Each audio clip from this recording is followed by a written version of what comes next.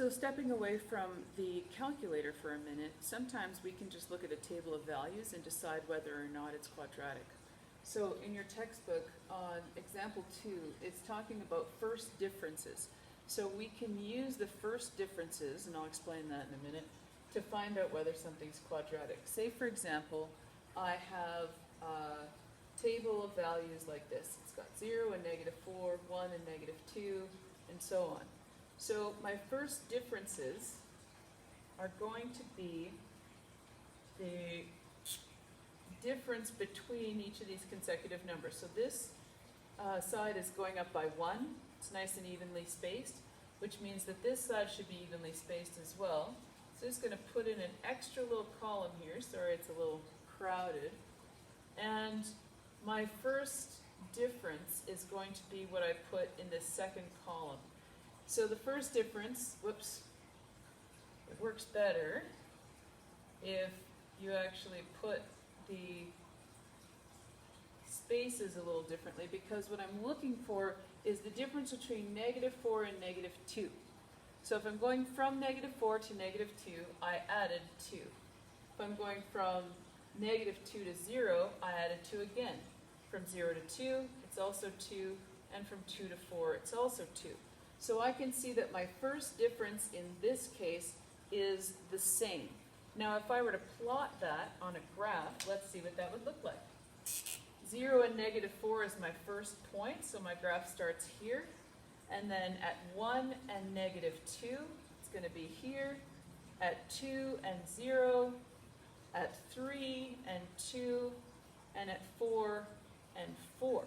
So it goes up by 2 each time, and by definition that means it's a linear relationship. So I should be able to take a little line through there, and it's a straight line. So this is a linear relationship. The first difference is the same number all the way along, which means that you've got a constant slope, constant rate of change, right? Y equals mx plus b. If I look at table 2, I see a different pattern. So this time, I'm just going to go like that. And again, these lines don't make sense the way that they are, as much as if we stagger them so that now I'm looking at the difference between 1 and -4. Well, if I go from 1 to -4, that's a drop of 5. -4 to -11 is -7. So these are already starting to be different. 11 to 20, that's -9. 20 to -31 is -11. So the first difference here is not the same. However, if we look at the pattern, say we were to do a second difference. Move these guys out here a little bit. Second column, not a lot of room, but we can sneak it in. The difference between -5 and -7 is -2.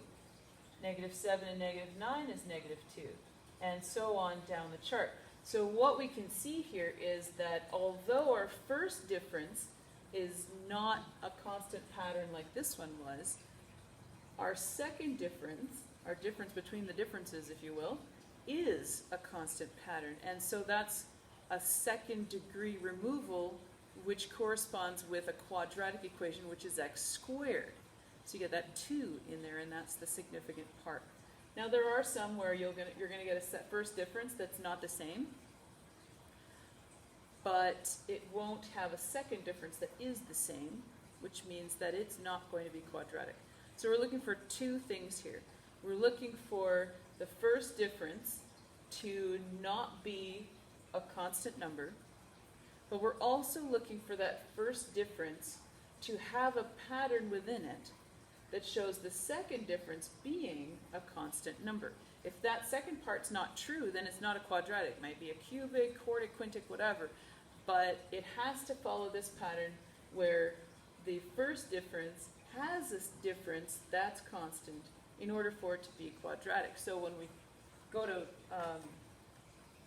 graph this one, we'll see we have 0 and 1. So 0 and 1 is our first point. 1 and negative 4. So at 1, I've got negative 4 here. 2 and negative 11. So that's going to go down pretty quickly. 3 and negative 20. So if I were to draw a line through here, we would see that it's more, and the next point's going to be at negative 31, which is way down. It's not a straight line, it's a bit of a curve, and if you were to punch these into your calculator and do a line, well, you can do it. It's a little bit difficult, but if you were to continue this pattern, then you would see that this is actually going to give us a parabola.